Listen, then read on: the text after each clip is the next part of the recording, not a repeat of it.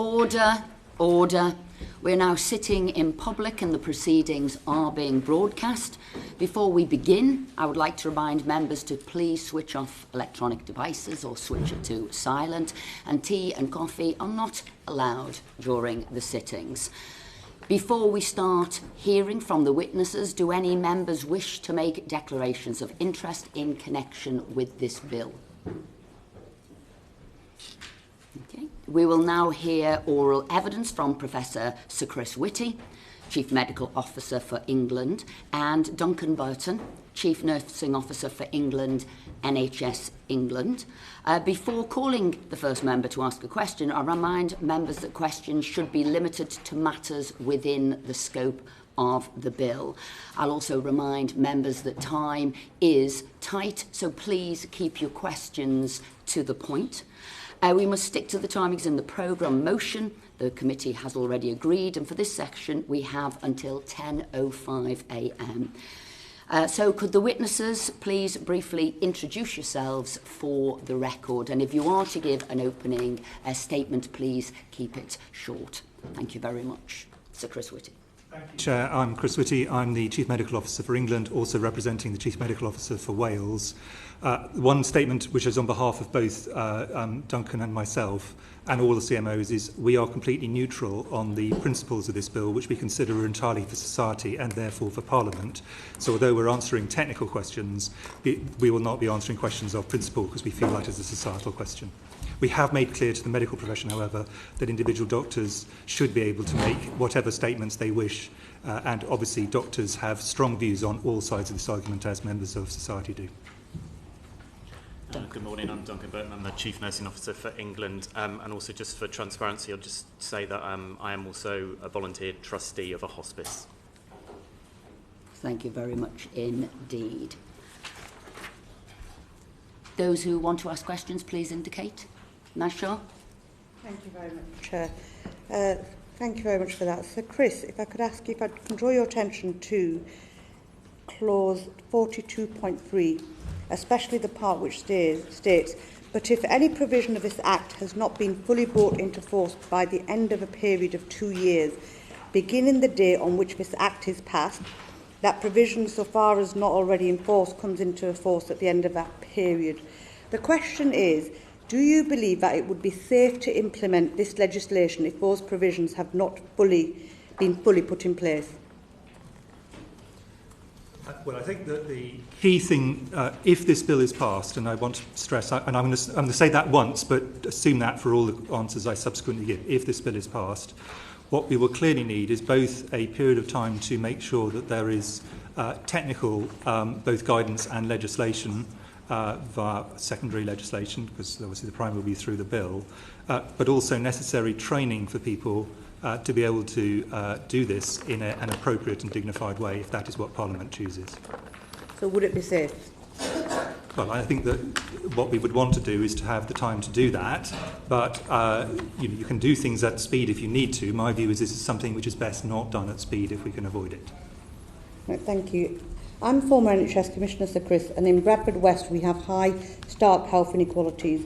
Dr Jamila Hussain, as part of John Wright's team, will be providing evidence this week, and she's found huge mistrust amongst marginalised ethnic groups, and even more so since COVID. And we know that COVID brought to light the inequalities in healthcare access that already existed, especially for economically disadvantaged communities. What lessons do we need to learn from COVID and its disproportionate impact on ethnic minority communities when it comes to this bill in particular and its implementation?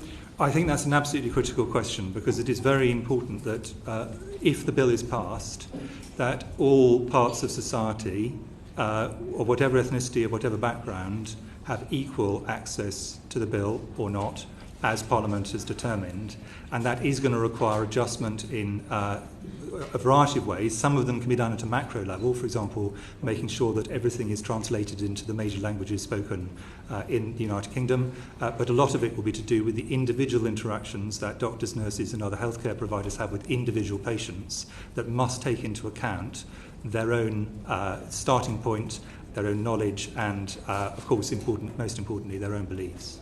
Thank you. Thank you. Because you mentioned there about having time to ensure that people were appropriately trained, and the Act as it's drafted includes provisions for the Secretary of State to make orders around required training. Could you say a little bit more about that if Parliament did decide to pass an Act of this nature, what training requirements do you think would be helpful and required? And I think I'm thinking in particular around skills around capacity, the assessment of capacity and coercion. Thank you. So I'll give a view, and it might be useful to get Duncan's view also on the nursing side, because nurses very often will be involved heavily in these discussions. So I think I would divide the kind of training that is needed into two broad groups. Training which is essentially normal medical practice but may need some variation, and things which are clearly specific to this bill. So issues, for example, around mental capacity, as determined by the Mental Capacity Act, is something which is done every day in every hospital up and down the country. Every doctor, every nurse above a certain level of seniority should be able to do that normally.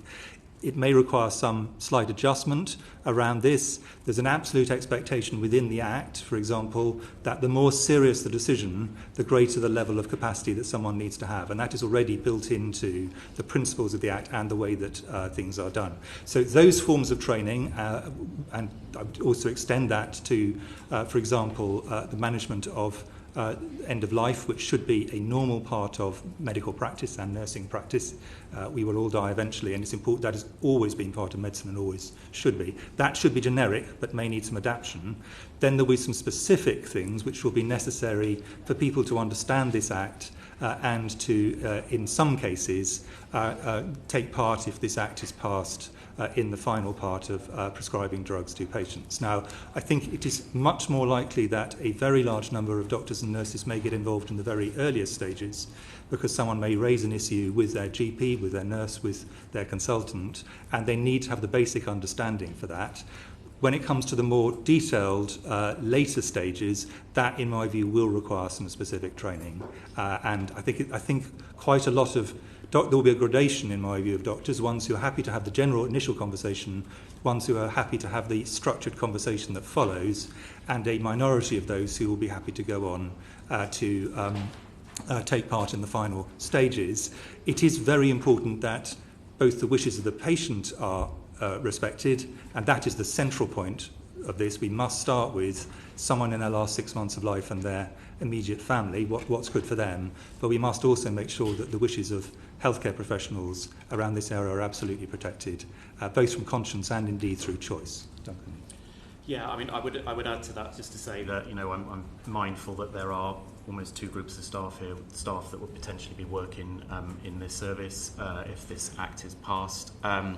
But also the wider workforce. So at 2 o'clock in the morning, when a patient wants to have a conversation with somebody about end of life, it's going to be a nurse that's going to be with them, or it's going to be a nurse in a care home, or it will be, you know, a specialist nurse providing cancer care. So we have to think about the training and support that's required to them, be that around signposting or explaining where they can go to access more information. So there's an important part about the entire wider workforce we need to think about.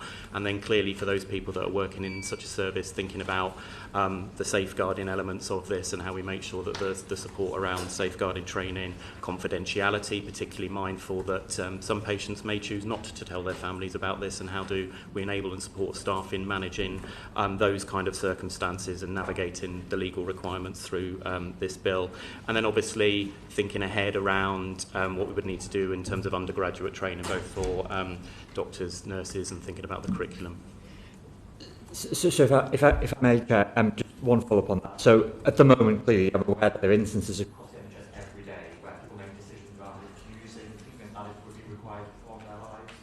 And I mean, doctors, nurses, and the healthcare team would be involved in assessing capacity and indeed coercion around those. Can you say a little bit about any learning from that, and I suppose the levels of skills required in the current practice around refusing life-saving treatment, and how that might be taken into assessment under this Act?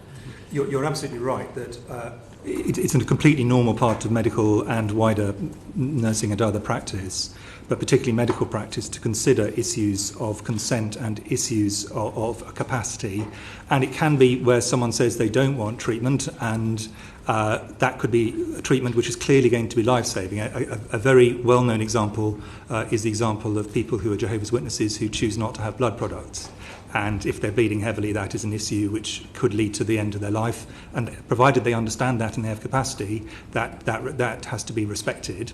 The alternative way, and the other thing which doctors have to do, is give people advice before they have, for example, major operations or chemotherapy or other drugs, which may itself lead to the end of their life, but also may lead to a benefit. So explaining to people the risks and benefits, including the fact that they may lose their life as a result of the next stage. And if someone's at high anaesthetic risk, that is not a trivial risk sometimes with operations. That is a very standard part of medical practice that you do essentially from the point you qualify.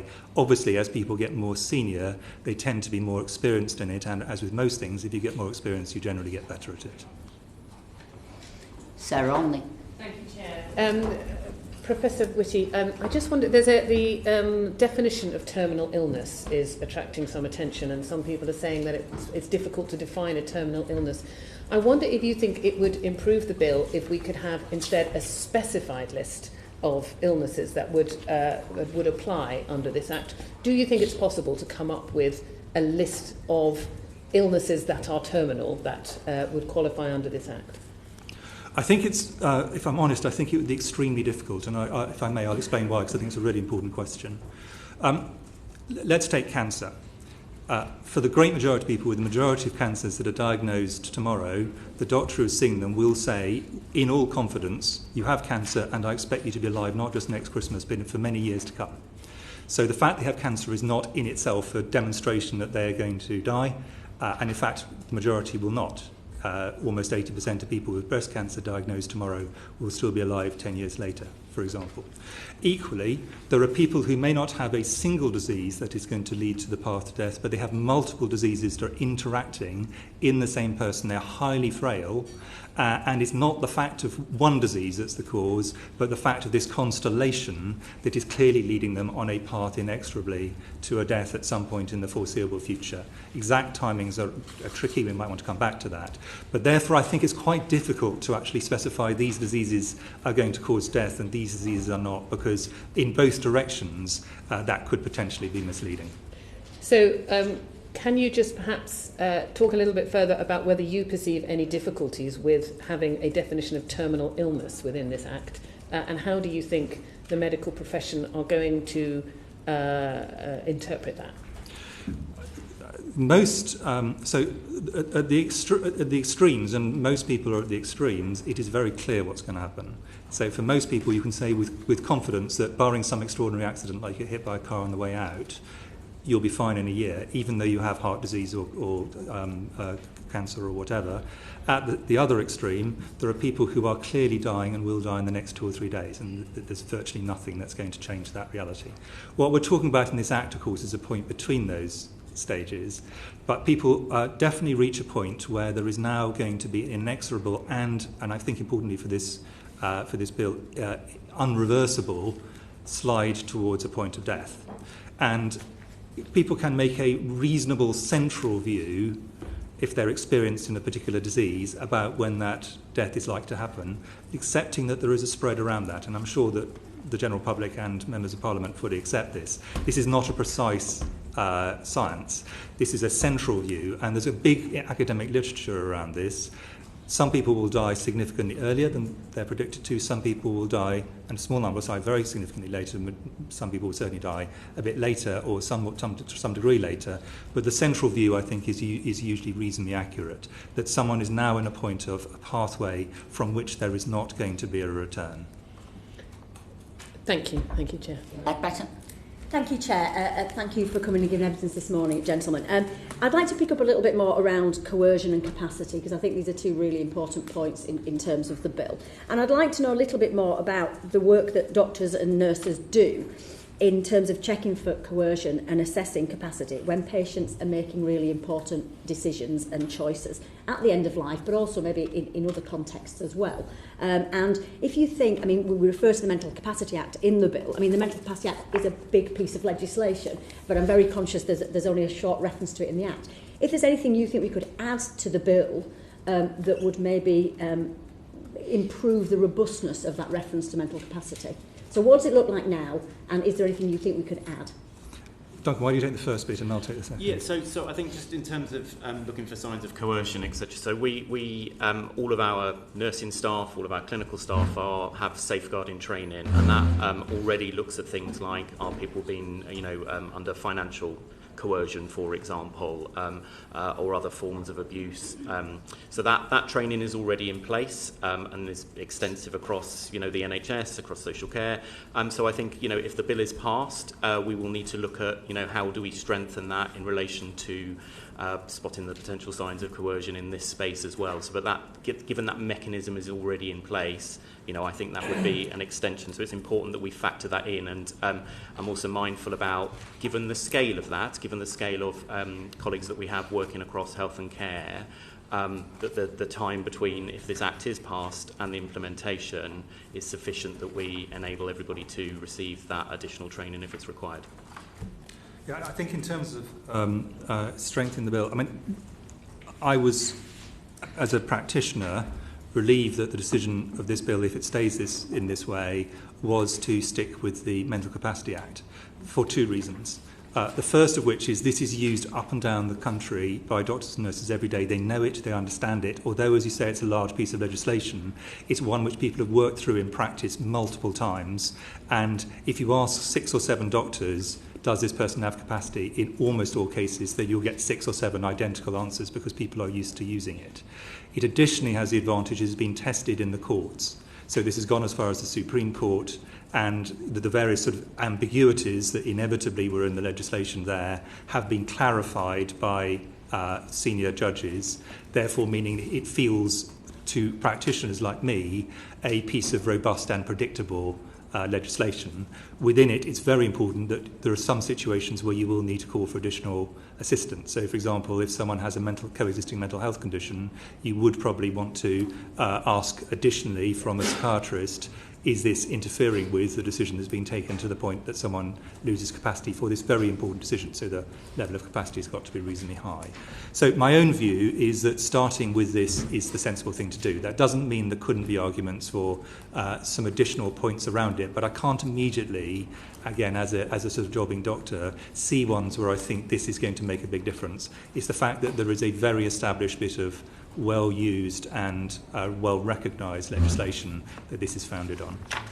And if I may, Chair, just to follow up on that, and to that point, in terms of those conversations where patients are making very serious decisions, it's not uncommon that you would seek additional advice from other professionals, such as a psychiatrist, possibly such as a social worker, such as other professionals, if you felt there was a need to do so.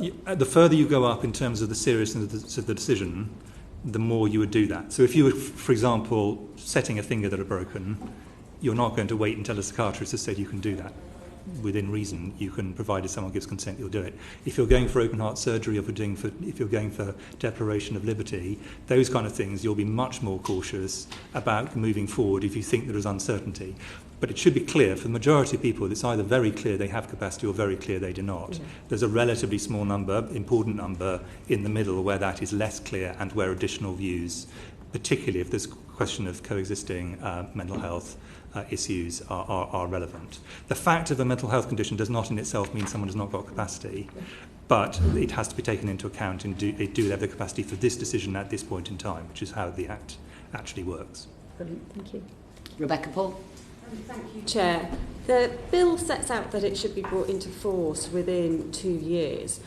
If the intention is to provide assisted dying through the NHS, can the NHS be ready in time to deliver this service equitably and safely? And what needs to be deprioritised in order for it to do so? Well, I think, as was seen in COVID, the NHS, like any service, can swing very fast if there is a need for speed. In this case, I think most people in society would say the key thing is to get this right. So I personally, I would rather this wasn't running against a timeline. You wouldn't want it to drag on forever because then you have uncertainty for everybody. But certainly I think Duncan and I would both say, 2 years seems a reasonable starting point, but some things might take longer than that to work out how we're going to provide this in the most safe, equitable way, dealing with minority and other groups, for example. We need to get all that right and at least at first pass, get it as close to good as we can possibly do so.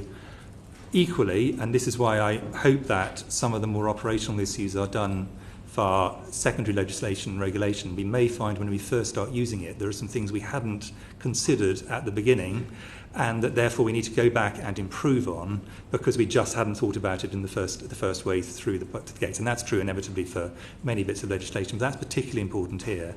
And I think I go back to my very first comment really. The central person here is a person, an average citizen in their last 6 months of life. What we don't want is a system that is very difficult for them to navigate, so they spend their entire last 6 months of life, if this bill is passed and they choose to take account of it, which is going to be a minority, essentially stuck in a bureaucratic thicket. We do need to keep this simple, and my view is the best safeguards are simple safeguards, so overcomplicating actually usually makes a safeguard less certain, to be honest. So, in your view, what is a reasonable time frame? And I appreciate it's a little bit how long is a... What would you ideally like to see in terms of... I think that there's a big difference between the Act coming into initial force, this is now where the law is, and the service being provided. And on the second of those, I would argue against putting a firm deadline on it, with a reasonable expectation that the NHS and others should be involved in trying to make plans for this as fast as possible. But I think if we're sort of 3 months away from being able to actually get something sorted out, given there are multiple different things we're going to have to sort out to get this to work if the Act is passed, I wouldn't want to have a sort of it must start on the following day, because I think that would make it much harder to provide a safe, fair and secure service. Duncan, you're trying to... Well, I think just to add, I think my understanding of the bill, it doesn't specifically call out the NHS as the specifically in terms of providing this service. So I think there are a number of steps that would have to be go through to understand the implications of this, the operational implications, the training implications, as we've already discussed, to understand the timeline required. But, I think for the reasons Chris has outlined and earlier thinking about the wider implications for the workforce, it would need to be a sufficient time to be able to work through those. So would it be fair to say you would need to know fairly quickly whether or not it would be provided to the NHS for planning purposes? I think that is a key question. And I think, actually, to me, that does seem something which Parliament may want to debate. That's not a question for us, but that is a point of principle, I think, one way or the other. Thank you. Thank you. Ms. Saville. Very much. Question to Chris Whitty, because as you said, you're here representing the Chief Medical Officer of Wales as well. Health has been devolved, of course, for over 25 years. What conversations have you had with the Chief Medical Officer of Wales about the differences in how the NHS operates between Wales and England and the implications for us to know as the Bill Committee? I think that, firstly, I've had quite a lot of conversations, not just with the Chief Medical Officer for Wales, but all the other Chief Medical Officers, and indeed a much wider range of the medical profession, because this is something I wanted to feel I was giving a central view of the medical profession in terms of the practicalities. My view is the principles of the bill, in a sense, are no different between England, Scotland, Wales and Northern Ireland, although this is only England and Wales that this would apply to were it to be passed. The operational kind of questions we've been talking about will be either subtly or importantly different between the different jurisdictions for a variety of different reasons. And I don't think that is a problem, provided it's in secondary legislation and it allows the different jurisdictions to actually do it in the way which best suits their own setup. Because, and again, as we saw during COVID, different nations will choose to do the same end state using slightly different practical routes. Okay, so if I could just develop on that a tiny bit, in the sense of the timeline, in that case, you would see that possibly being different, say, for England, for Wales, in order to respect and take account of those operational differences? Yes, I think in principle it'd be better to be as close as possible, but I think if there were important practical differences as to why it's not going to start on the same date, the more important question is to get it right, rather than to get the simultaneous timings. Daniel Francis. Thank you, Chair, and thank you, gentlemen. I hear what you've said already regarding capacity. Of course, the Mental Capacity Act relies on the three capacity principles, which is the presumption of capacity, that a person can't be held to that capacity unless all practical steps have been taken to support them to make the decision, and that a person cannot be held to that capacity merely because the decision is unwise. And I also heard what you said about that scaling of decision making, but of course within the Act, in some of those scenarios, there's no mandation. The word may is used rather than the word must. So I'd like to understand your viewpoint on whether those parts of the Act were taken and tightened for may rather than must, and whether there's a definition of ability, which is within our amendments before us to delete the reference to the Mental Capacity Act, instead have a separate definition of ability, if that were to be there, whether you believe that would provide stronger safeguards. I think the exact drafting of the bill in terms of may and must is probably, I'm not the best person to ask, but I can ask the second part of your question, which I think is really, really important. Were there to be no Mental Capacity Act, I think there would be an argument, which has been used for a long time. I think this bill would clearly have to define what was meant with a fair degree of clarity, and it wouldn't be able to do it with just one clause. It would have to be quite a lot of clauses, if I'm honest.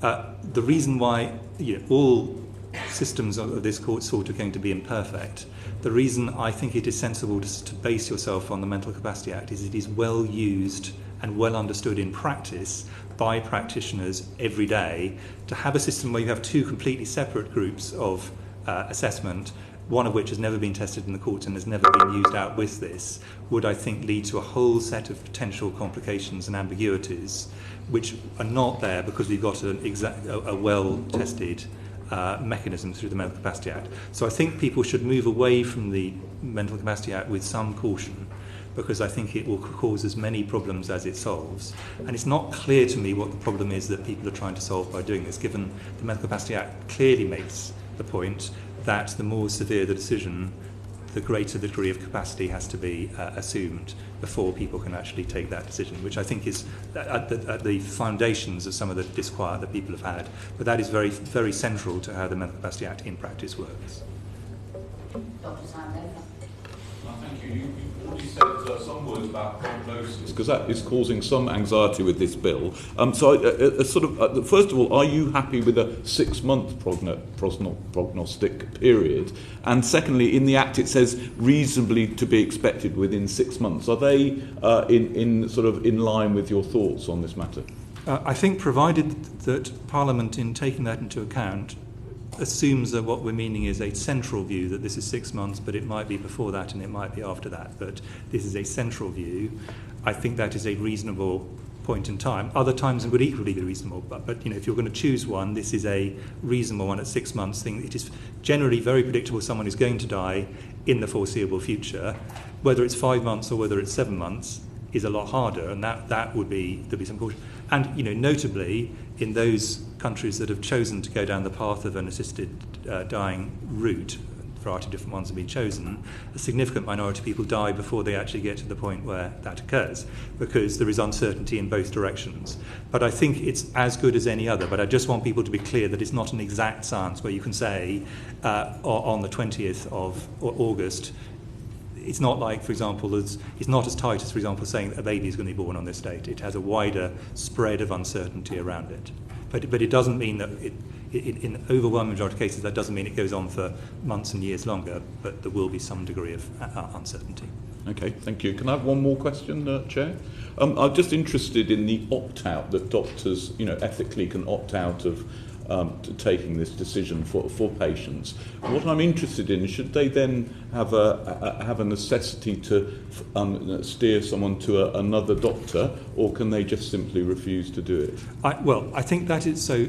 Duncan may wish to comment for nurses. For doctors, I think that we should be very mindful of the fact that for some doctors, as for some citizens, this is a point of very strong principle indeed.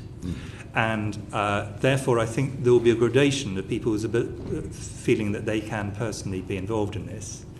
I suspect for the majority, probably the great majority, referring on if they themselves don't feel able to do this, either because of conscience or choice, or indeed because they don't feel that they have the necessary skills, I think they would have no problem. But for some people, this might be an issue. And personally, my view is we should be able to have the range, provided people are aware in general that if one person cannot provide it and does not wish to discuss it, there are alternative routes. But that really is a matter for Parliament. And if Parliament says that's unfair on the patient, because then the patient is having to go through an extra step, that is an alternative and perfectly reasonable principle. So I think Parliament is going to have to balance those two principles. It's not for me as a doctor, but I just think that range of opinion needs to be thought through when people are coming to that final parliamentary decision. Yeah, if I could just add to that, I think it's really important then that, again, that bit about the wider workforce and how would we support them. That we have situations like this already where, we've got advice professionally around things like abortions and working in embryo services, for example, and so and fertility. So we need to make sure that the safeguards there for our staff are really clear, because as Chris has said, we will have a range of views and opinions amongst our staff on this, as there are in the wider public. And so I think that the work you do in creating this bill is really important in terms of what advice do we give to people about signposting and having those conversations where actually our clinicians are having conversations every single day about the choices that people have at the end of their life. Thank you, Chair. Professor Chris Whitty, you said not all mental capacity assessments are safe. Do you think hopelessness, low mood can lead to people's ability to make capacity, and a sudden diagnosis of terminal illness can lead to some of these states as depression, low mood, hopelessness? And do you think all doctors are capable of identifying those states? So I think that I would hope that most doctors are capable of identifying that someone has some degree of, or a large degree of, mental health distress or mental health illness, if you wish. What not all doctors will feel comfortable doing is actually deciding whether that is sufficient to interfere with someone's ability to make a decision with full capacity. And that's where help from colleagues from psychiatry, mental health more widely, is going to be useful. But that should be good medical practice in my view under all circumstances. This bill takes it to a high level of need because of the seriousness of the decision that's being taken. But that is part of, I will in my medical practice, Duncan will discuss with senior nurses when he was operating clinically, should we actually get an opinion from a mental health, either community psychiatric nurse, if it's that kind of question, or a psychiatrist or others, to make that assessment. But that's really the question. But certainly what I wouldn't want is to be in a situation where the existence of the fact that someone who has a terminal diagnosis has some degree of low mood in itself just rules them out from any kind of medical intervention, this or any other. That shouldn't be the case. They've got to have access to whatever the state and the medical profession are able to provide, depending on, again, obviously what Parliament decides on this particular bill. Can I ask a question to Duncan, please? Thanks, Duncan. Nurses who work in stressful environments are expected to get clinical supervision, like people who work in mental health wards. Do you think the nurses who is going to work, if this bill passed through, in those areas would require a specialist clinical supervision? And do you think the NHS have capacity to provide clinical supervision for the nurses who is going to work in those areas? Well, look, I think you're absolutely right. Anybody working in stressful environments, and if we were to have nurses, doctors working in services, if this bill is passed, then we will need to make sure that we've got sufficient psychological support for those individuals, as we do now for many of our nurses and other professionals that are working in these kind of situations in terms of end of life or cancer nurses, for example, often have psychological support to help them deal with some very difficult conversations with patients. So we would need to look at that and to make sure that there is sufficient support in place for anybody working in these situations, and also mindful about the wider workforce and the issues that such a debate as this and the decisions that to signpost people onto services and how that might create, for some people, moral injury. So we do need to think about the support that's in place for those. Thank you. You touched upon it, but if I could just get some further clarity, perhaps. Certain amendments have been suggested, which essentially are more prescriptive in what clinicians, factors that need to be taken into account and steps that clinicians would have to take when considering capacity in this context, but also informed consent and what options are available. Of course, it's a matter for Parliament, but would you err on the side of trusting clinicians' professional judgment within the legal framework as it is, in terms of the Mental Capacity Act, in terms of the guidance on informed consent? Or would you deem it suitable for further prescriptive steps to be put into primary legislation in this context? Entirely a matter for Parliament at one level, but I can give a view. Yes. And I think it actually goes back to the point that Naz Shah and others made earlier on. The situations people find themselves in are extraordinarily different. Culturally, where they are in their lives, where their families are, a whole variety of other issues.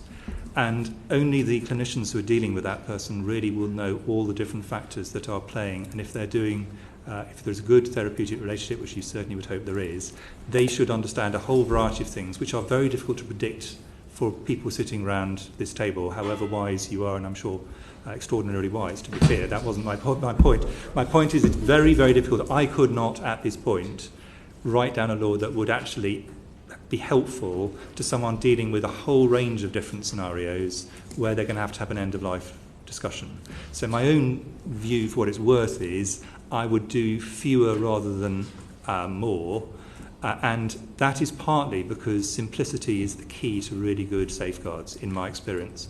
If safeguards are really clear and simple, everybody understands them, and if you ask 6 people, what does this mean? 6 people will give you the same answer. The more complicated you give things, the more room for ambiguity and uncertainty, because different things are playing in, the more difficult it is for the patient, their family, and those medical and nursing professionals who are assisting them actually to navigate systems. So I think, without in any sense wishing to curtail what Parliament might wish to do, I would make a plea for simplicity wherever possible, and for accepting the extraordinary variety of people's lives, which may have unpredictable consequences in terms of the way that the end of their life plays out. And so just in terms of setting standards and ensuring universality of understanding those safeguards, that's better done, in your view, then by training, by guidance, rather than primary legislation setting up factors? I would certainly recommend that this is, if possible, is either done by guidance or done in secondary legislation, which, if it then turns out it's not having the desired effect, can be adjusted to change that. Because two things can change. First of which is we can spot some things we hadn't thought of in the first place, however far-sighted each of us is. But the second is medicine itself changes, the diseases people suffer from changes, and so on. And an act has to be durable, and that's why I think, in my view, secondary legislation and guidance has the ability to adapt in a way primary legislation is much more difficult to adapt. So that the really fundamentals need to be in primary, obviously, but these kind of issues, I think, are often better done in secondary. I'm very mindful of the time. It's now 3 minutes past, so this will be the last question, I'm assuming, of this session, and I'll go to Jack Abbott. Thank you, Chair, and thank you, Professor Whitty and Duncan, for being with us this morning. Professor Whitty, in October you published an advice note to doctors about arranged guidance on this issue alongside a number of chief medical officers. In there, you've said that a couple of things are unanimous for the medical profession, but the one I'm kind of focusing on is the line where it says that we must not undermine the provision of good end-of-life care for all, including the outstanding work done by palliative care clinicians. Do we take that by implication that you're fearful perhaps that this bill could indeed do that it could undermine good end-of-life care? And in your view, how might we be able to mitigate against some of those risks within the bill before us at the moment? I'll give the view, and Duncan will also want to make the Chief Nurse did a parallel bit of advice which said similar things. I think all of the medical profession, all of the nursing profession, all health professionals very strongly believe that palliative care and pain alleviations, which is not the same as palliative care but overlaps with it, and end-of-life care, which is also not the same but overlaps with it, are essential, and in some areas are not to the high standard that we would hope for. And I think that would be common view across the medical profession. My own view on this bill is, my hope is that it should not either make that situation better or worse. I think it changes one particular aspect in a very important way. But the principle that we should be improving end-of-life discussions, which is where the end-of-life care starts from, and supporting further the provision of alleviation of symptoms and palliative care, seems to me one that I don't think would have any disagreement from anybody in the medical, nursing or any other professions, or indeed the general public. And I think that must be fundamental to how this bill is thought about. Order. That brings us to the end of this allocated session. Do you want to say you agree or disagree? For committee members, but I will let you say a few words if you wish to, Duncan, but that was the end of this session. I absolutely agree with that. I think, obviously this is a decision for you, but what is clear is that the discussion around death and dying in society has increased, and I think that's important. I think it's important that we have discussions and support people with their choices at the end of life. So I think anything we can do to increase that is important. I want to thank our witnesses on behalf of our committee members here, Professor Sir Chris Whitty and Duncan Burton, and also thank the members for their short questions. Thank you very much indeed. Thank you.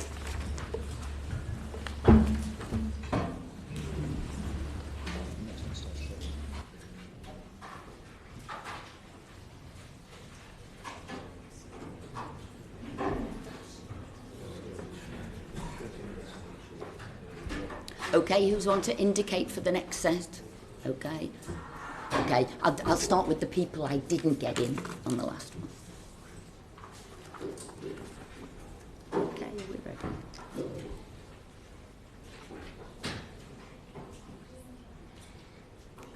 We will now hear oral evidence from Mark Swindells, who is Assistant Director, who is Standards and Guidance at the General Medical Council, and Dr. Andrew Green, who is Chair of the Medical Ethics Committee at the British Medical Association. For this session, we have until 10:45 a.m.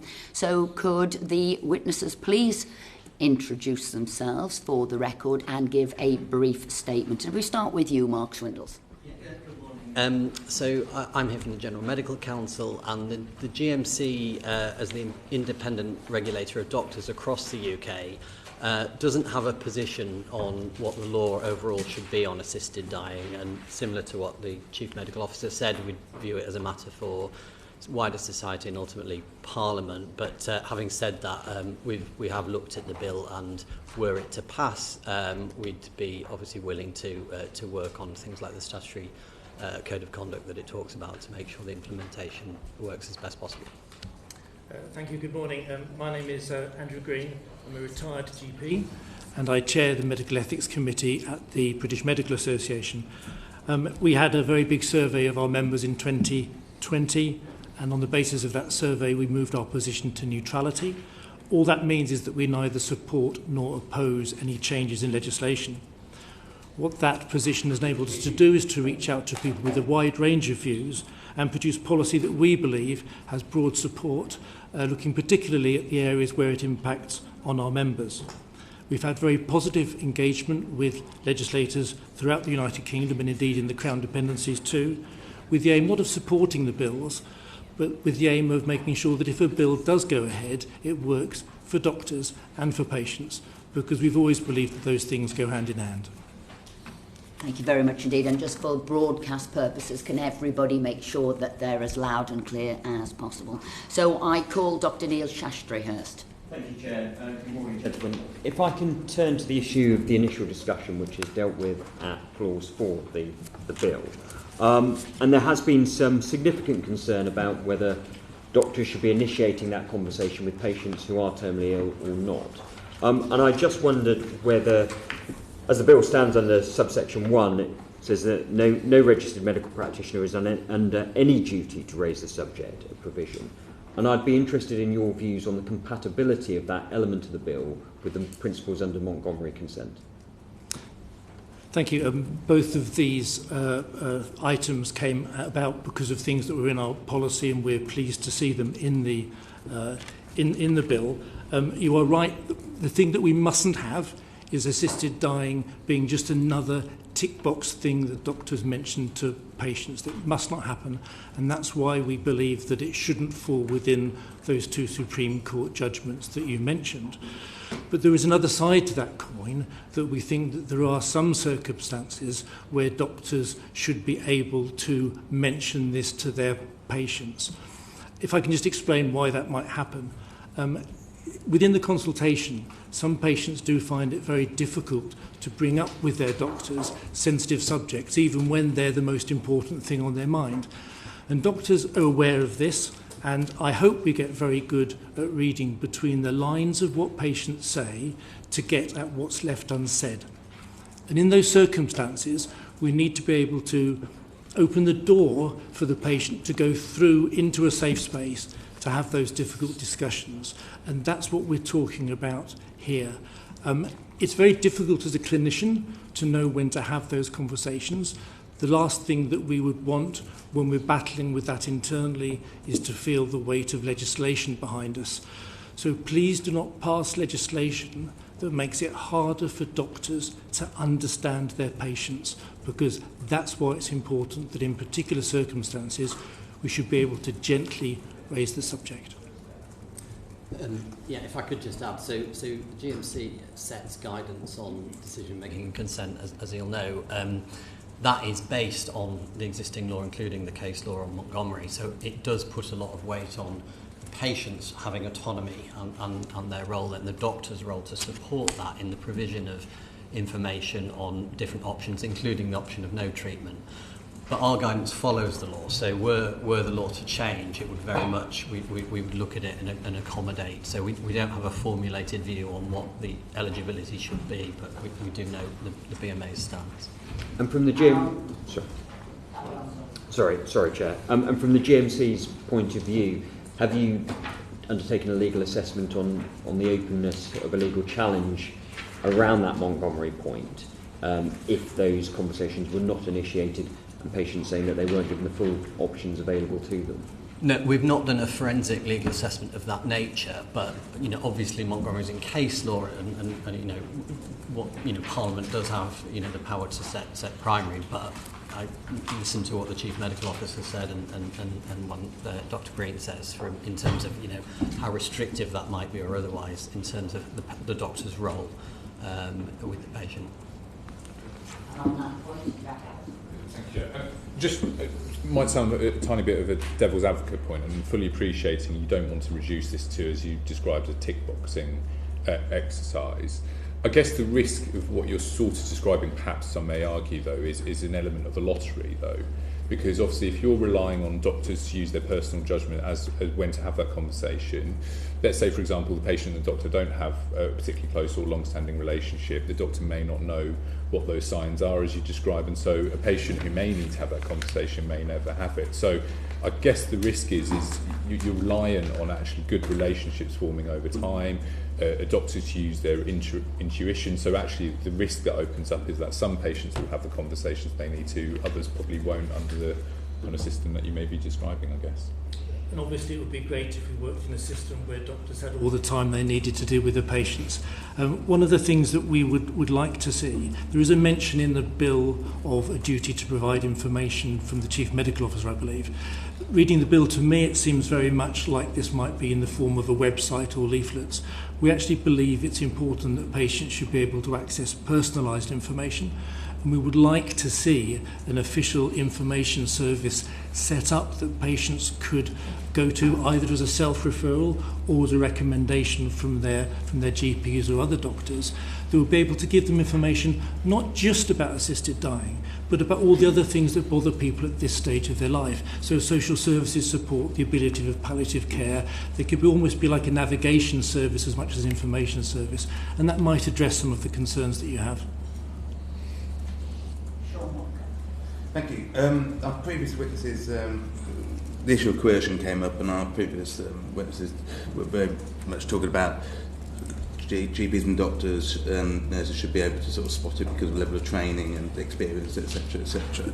I'm just wanting to sort of get a judgment from you as to how frequently sort of coercion or lesser versions of it, familial pressure, societal pressure, is a part of day-to-day life for a medical practitioner, or is it something like with my asbestos awareness training that I had in the previous job, where I had it because I'm occasionally, very rarely, I might bump into it, or it's a tick box exercise? You're right, all medical staff have safeguarding training, and of course patients make important decisions often with the influence and the help of their family members, and usually this influence is helpful, and it almost always comes from a position of love. The point at which influence like that becomes coercion is a difficult one to find out. My experience is that it is rare. I would recommend that you look at what's happened in other parts of the world that have more experience of this, because they have got, as part of their training, modules on this. And certainly we would expect capacity and coercion training to be part of the specialised training that doctors who opt in would go for. And I would anticipate that the general safeguarding training should be sufficient for other doctors who would only be involved, obviously, at that very early stage. Thanks, Chair. I just wanted to talk to you a little bit about the process. I've been searching for kind of parallels in current practice, and I guess one that seemed close to me was if I wanted to donate an organ, a kidney, to a relative. Now, as I understand it, in those circumstances, first of all, the doctor is able to raise that possibility, even if I hadn't thought of it at the front end of that family decision. But then coercion and capacity are then assessed later by a trained individual.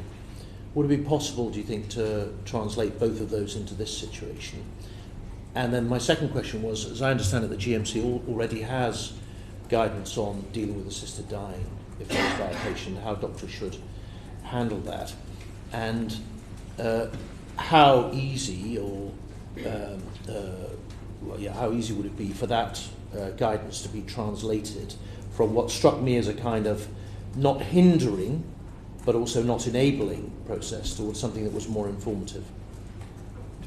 Yeah, it's important to our guidance on assisted dying is framed in the current law, so it guides doctors to explain to the patients that that's not lawful for them to assist their patient to die, and it talks about the importance of explaining what other treatment options are available, including palliative care, and making sure that the patient's needs are met, and any other safeguarding matters. Our guidance does follow the law, so if the law were to change, we'd obviously attend to that. But it's not framed quite as you're suggesting that it assists doctors. So I wouldn't think that would lift and shift into what the guidance would need to be for doctors if this were to pass. I don't have any experience of what you're describing, but certainly it would make sense to look at best practice in other areas. But you're clear, though, that doctors should be free to have an open discussion with their patient about the whole variety of possibilities or paths that may be available to them as they face a terminal disease. As a general principle, I don't believe that unnecessary barriers should be put in the way of communication. This is such an important area for patients that it's vital that they form a good, trusting relationship with their key medical advisor, which would usually be a doctor. I also have to say that we have, at the end of life, we depend a lot on our specialist nurses, Macmillan or Marie Curie nurses, and it might well be that they're the person who the patient trusts most. But please don't put barriers in the way of understanding. Because, I mean, just to add, sorry, Chair, we in the run-up to second reading, we did hear from some of the overseas experience that where there'd been effectively a kind of gag clause on doctors, it was proving to be extremely difficult and a big barrier for the medical profession, it felt, to discharge its duties, and you would recognise that issue. Indeed, and I believe that in New Zealand, and I think it's the state of Victoria, I'd have to check that, there have been official reviews that have identified those concerns, and they're looking to review the legislation. Okay, thank you. Thank you.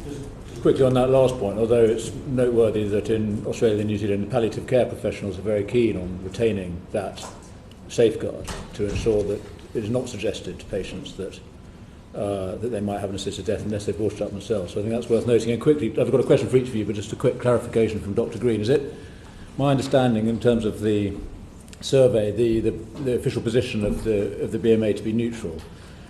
The majority in favour of neutrality, moving away from an opposed position, was the junior doctors and those not working with the elderly and the dying, whereas the great majority of doctors who work in palliative care and work with dying people remain firmly opposed to a change in the law. Is that your understanding? There were some variations between specialties, that is true, but within all specialties there was a wide variety of opinion, and it's that wide variety of opinion that the BMA has based its policy on. I understand. Thank you. Just a question for you, Dr. Green, on the delivery of the service, if it's brought into law. Is your understanding that the bill mandates the NHS to provide assisted dying service? I mean, appreciate that it's not clear in the bill, but nevertheless it does authorise the government to pay for it, and it establishes this right. So my question to you is this a medical procedure that we are proposing to legalise, and should the NHS provide it? And if the answer is yes, should that be a separate service within the NHS, or should that just be part of general practice? We haven't taken a view as to whether it should be inside or outside the NHS. That's not for us to take. We do believe that it should not be part of any doctor's normal job to provide assisted dying. In other words, it should be set up through a separate service with a degree of separation. We believe this is important for patients, because it would reassure patients who may be anxious about the service that it wouldn't just be part of their normal care. It would reassure patients that the service they were going into had proper quality, proper audit attached to it. Okay. It would reassure doctors, because doctors who didn't want to have any part wouldn't feel that it was part of their normal job, whereas the doctors who wanted to go ahead would be assured of having support, emotional support and proper training. And also it should hopefully reassure the providers, who would then be assured that it wouldn't be expected of them just as part of their normal duty. So a degree of separation, we believe, is very important. Okay, and quite quickly, if you would, what are the implications for resources then? Are you concerned? I appreciate that's your view, and I recognise it. It makes very good sense. Are you concerned about resourcing of that service, and in terms of whether there might be implications for other parts of the NHS if this was to be a separate service? I think we're always concerned about resourcing, and I can only back up what Dr. Whitty said about the importance of palliative care. Okay, thank you. Mark, if I can come to you just quickly with a question about the actual end, the final act, as I think it's called in the bill. Do you think there needs to be more specific guidance on the face of the bill, or in a schedule, about what should happen in the case of complications? If the death is taking a long time, it can take up to an hour quite commonly in other countries. There may be complications again, that happens. What would happen if a doctor were to intervene to genuinely assist the patient to die if something was going wrong? Are you worried about the legal implications for doctors in those circumstances? I would agree with you that there certainly needs to be really clear guidance for doctors on that scenario. What we've not taken a view on is whether that needs to be on the face of the bill or in regulation or in the statutory code of practice. What I would say is we'd be willing to participate in the setting of that, and I think it would be very important to listen to the view of doctors and indeed patients who might be interested in taking such a course of action to understand. And just very quickly on that last point, it's not totally clear what kind of medical professional would be in attendance at the end. Do you think it should be a fully trained doctor? Should there be some separate professional with that role? How should that work? I said not trying to duck the question, because we don't take a general view on whether the bill should pass or not. We've not taken an established view on the delivery mechanism for it. Thank you. Thanks. Thank you. Two areas. Can I start one with in terms of the current law?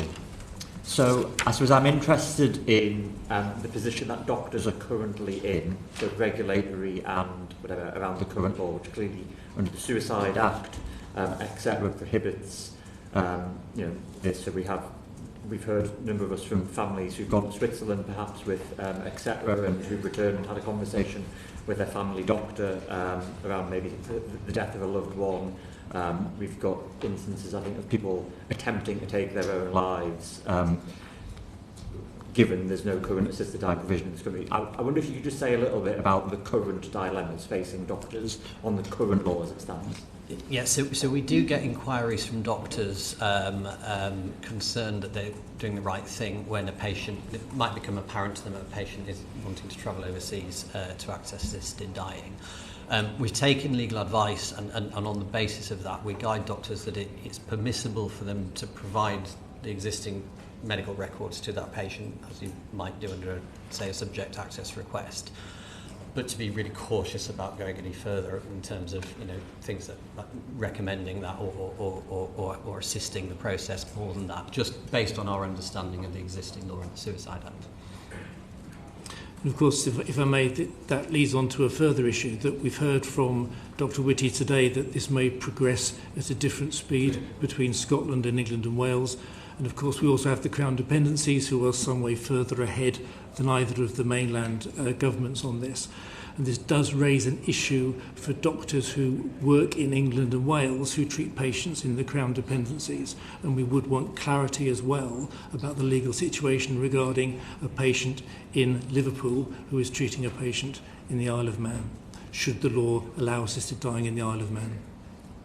Thank you. And moving on to the next issue, I think you both said, I think, fairly clearly around or advocated against having an absolute ban on doctors discussing this or raising this. I suppose I just want to tease out, is there a difference between raising it and recommendation? So I think, Dr. Green, you suggested maybe it might be appropriate for a doctor to recommend that someone seeks further information from an independent source, for example. If Parliament so wished, do you think it would be appropriate for Parliament to be clear that no doctor should be recommending assisted dying as a course of action?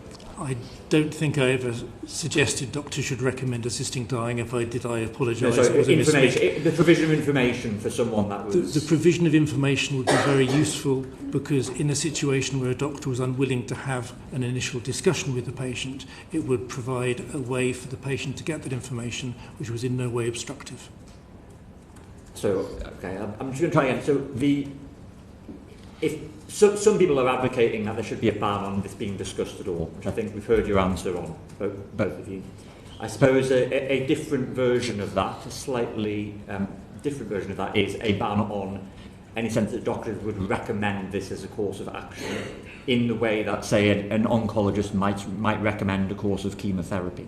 And I wondered if you could comment about that as a potential approach to assuaging some questions or concerns of the public on this, and how that would sit in terms of regulation. We've not taken an official view on doctors recommending this, but I don't think it was ever in any of our minds that doctors would be recommending this as a course of action to patients. So you would be happy if there was an explicit prohibition on recommendation? I'm reluctant to make a statement on that in this forum. We will go away and discuss it and come back to you. Okay. Now, Sean. Thank you, Chair. Question that applies to both of you regarding clause 2, with the first doctor and the second doctor. Both doctors are required to, so for the first doctor, required to determine the patient has a terminal illness, second, capacity, and the third one is not being coerced or pressured. And again, for the second doctor to make sure that the patient has a terminal illness, has capacity, and again, not coerced or pressured. I appreciate that Chris Whitty talked about doctors, and yourselves have talked about everybody being trained in capacity and coercion issues. But these doctors might never have met that person in the first instance who is now seeking assisted dying. And the questions that worry me, to be able to perform all of these actions in all cases without fear of misdetermining, the two doctors would have to be specialists in the relevant disease. So, for example, if somebody has a brain tumour or it's lung cancer or different types of cancers, would they have to be an expert in that to be able to determine that they're terminally ill? Or would they, from the GMC's point of view, would we find ourselves in a situation where doctors are working outside of their professional competence and expertise? That's one point. And from the BMA's point of view, how do you protect doctors from finding themselves having to diagnose life expectancy for a disease they are not specialists in, and for determining capacity when they are not specialists in that, and determining lack of coercion when they potentially don't know the patient and don't have the experience of that. And finally, for both of yourselves, when the next step is taken and the court has to rely on the testimony of these doctors to protect the patient, are those testimonies, given all of these concerns, then safe to be relied upon by a court and by a judge? Okay, so there's quite a few points there. Actually, working backwards, we have some existing guidance for doctors when they act as a witness, for example, in a court setting or other medical legal situations, and that talks in general terms about the importance of you being an appropriate witness. So inherent to that is some expertise and understanding of the topic you're assisting the court on. So I would suppose, again, that those sorts of principles would be ones that, if the bill passed in this form, and say again, the GMC's not got a view on what the sort of delivery mechanism or the bill should look like, but there may be applicable points from that guidance that would read across. I think you heard from the Chief Medical Officer about his caution about going down a condition-based assessment for this sort of thing. We wouldn't have a particular view on that, but there is one thing I wanted to highlight from the bill. It talks about specialism in the context of seeking advice from a psychiatrist.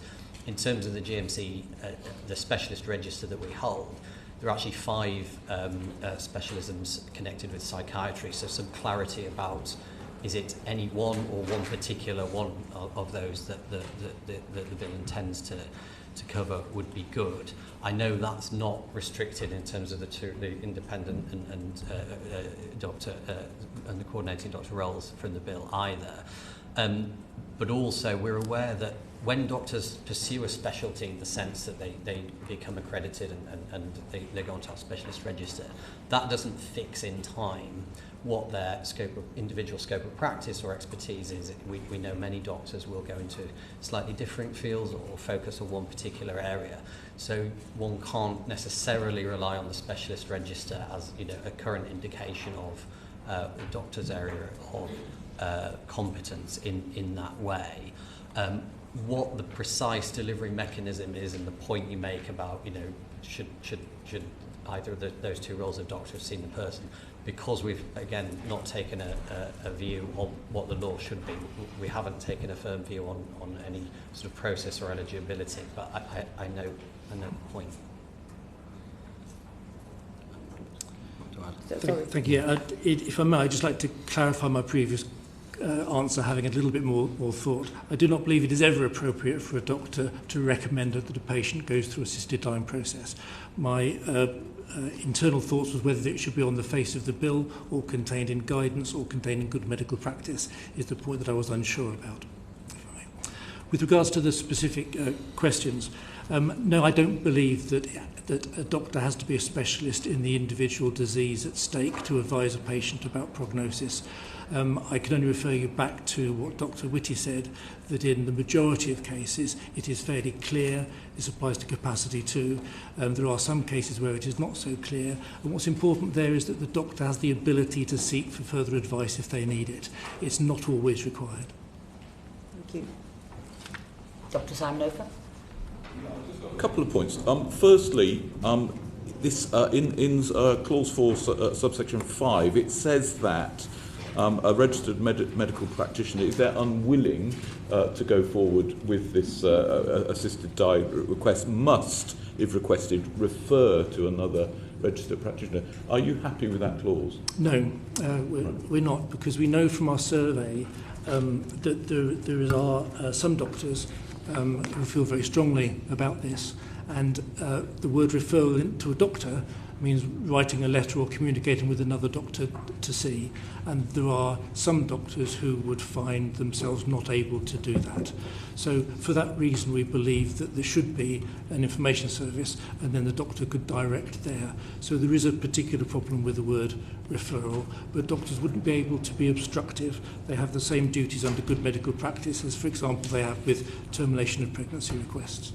Okay, thank you. And the other thing follows on from the previous question, is about the status. Now, I know the GMC and BMA have all the other specialties of doctors underneath them. Would it be appropriate, in your view, for example, to have both doctors as general practitioners, or should there be provision for different doctors as a second doctor? We've not taken a view on the qualifications of the doctors involved. We did have discussions about what grade they should be, for example, but we took the view that what was more important is their skill set and their training than their actual grade or their position. And sorry, one further, should there be a period, so in some legal medical situations you need to be post-training for 5 years before you can have a view. Is this something you would have in both of these practitioners, or is that not necessary? We didn't take a view on that. We thought that training and experience was more important. Okay, thank you. Sarah. Thank you, Chair. Actually, leading on from Dr. Ofer's question there about the must clause, if you like, the must refer.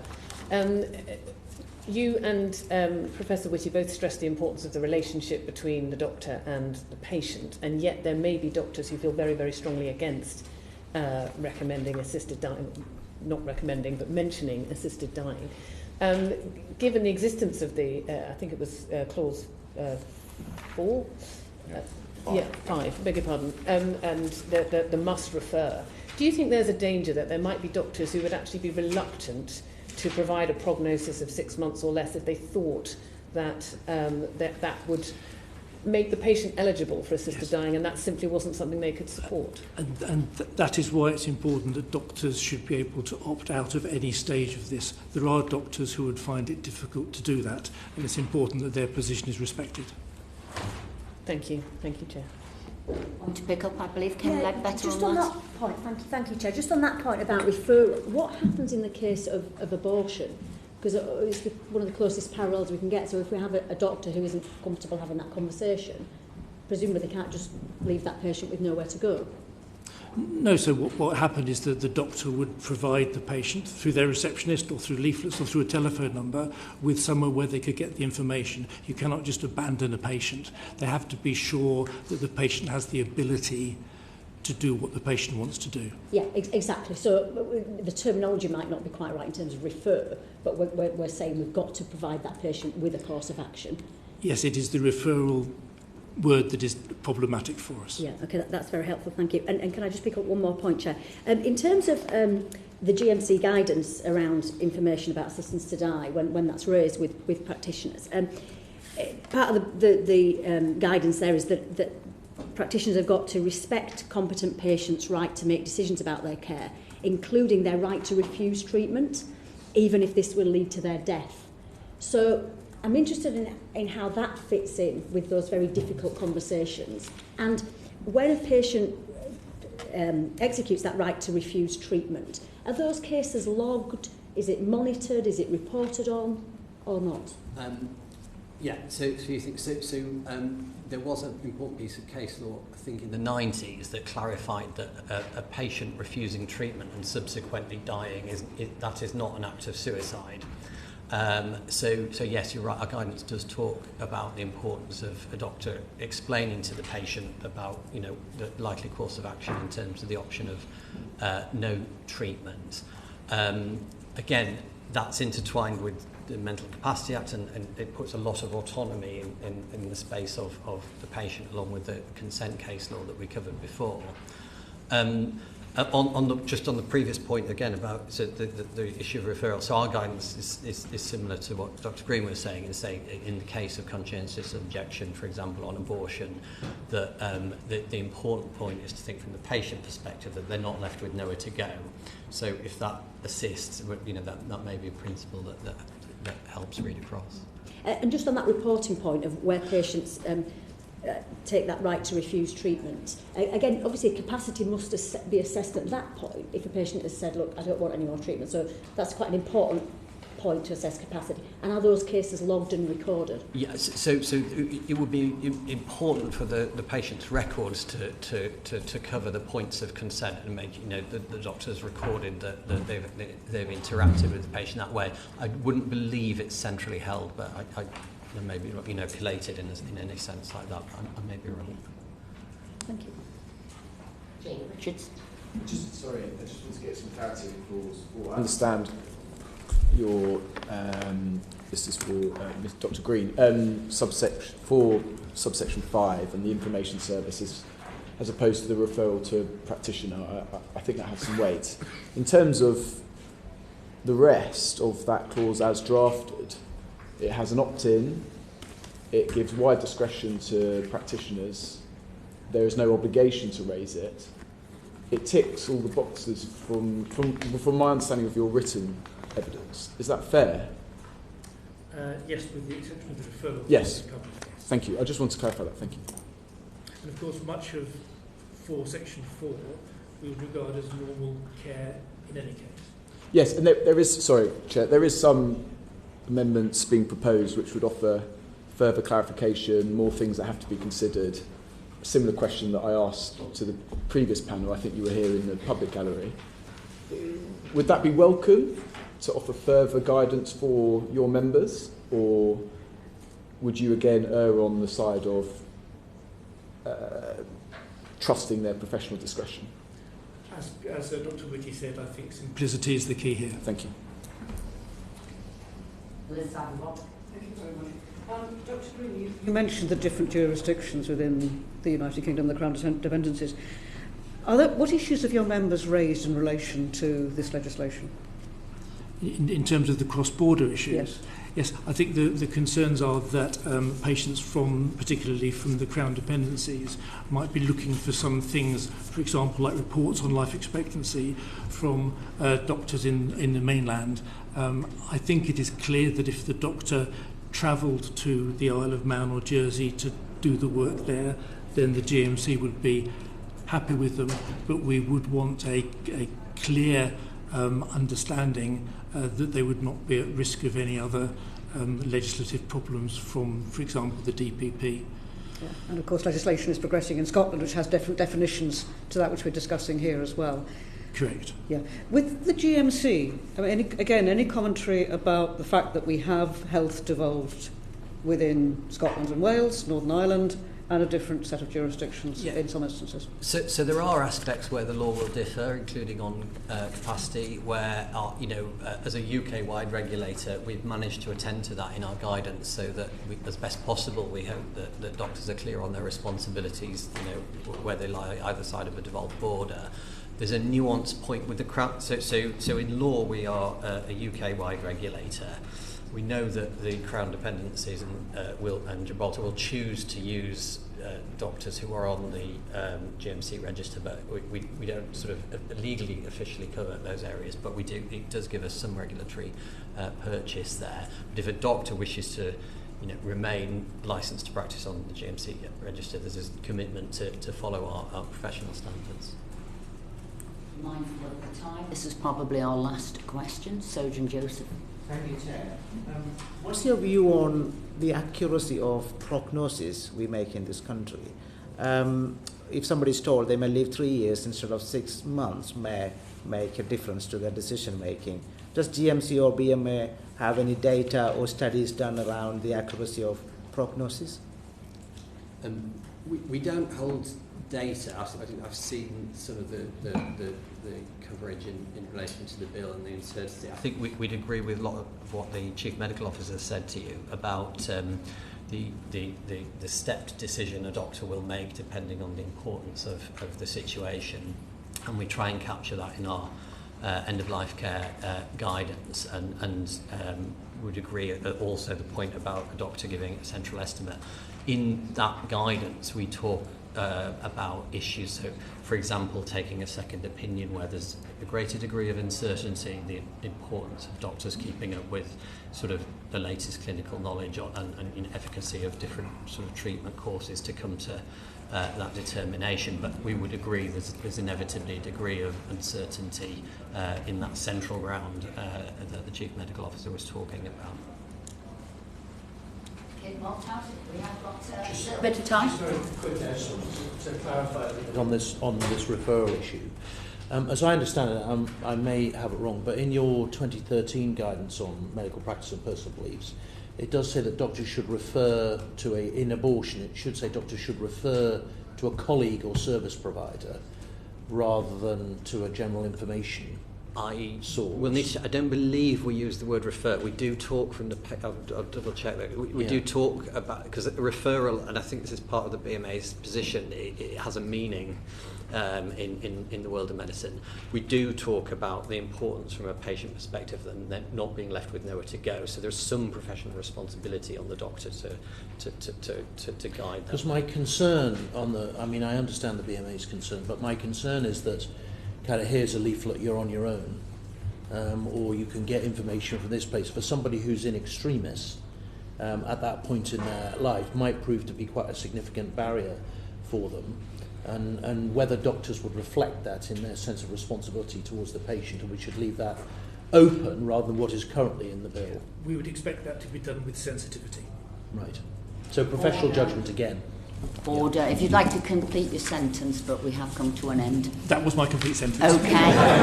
Excellent. Perfectly timed. Order. That brings this session to a close. I want to thank the witnesses on behalf of the committee here. That's Mark Swindells, Assistant Director of Standards and Guidance at the General Medical Council, and Dr. Andrew Green, Chair of the Medical Ethics Committee at the British Medical Association. Thank you.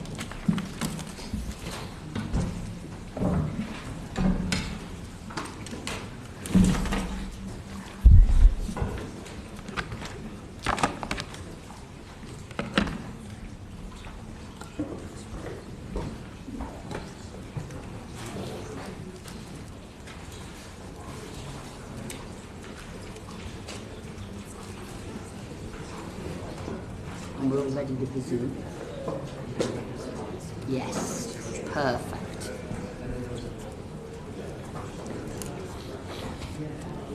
While we're waiting, if people want to indicate who wants to, do any of the members want to indicate? Okay. Got the first one? Yep. Got the second one? Yep. Okay, yeah. Oh. Oh, yes. Okay. Got everybody here. Okay. We'll now hear oral evidence from Glyn Berry, co-chair of the Association of Palliative Care Social Workers, via Zoom. Hello and welcome. And Professor Nicola Ranger, Chief Executive and General Secretary of the Royal College of Nursing. Now, for this session, we have until 11:25. So, could the witnesses introduce themselves first? If we start with Glyn Berry. Good morning.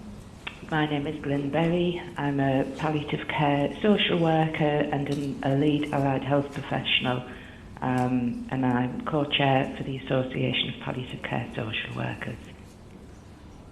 Thank you. And I'm Professor Nicola Ranger, and I'm Chief Exec and General Secretary of the Royal College of Nursing, but previously was a chief nurse in acute hospitals for 10 years. Rebecca Paul. Thank you, Chair. This is a question to Glyn Berry, please. In your statement published in November 2024, you say there is a risk that without a more sustainable model of funding for palliative care, many people will choose an assisted death as the only way to escape from unbearable suffering. Can you just elaborate on why you say that, please? Yes.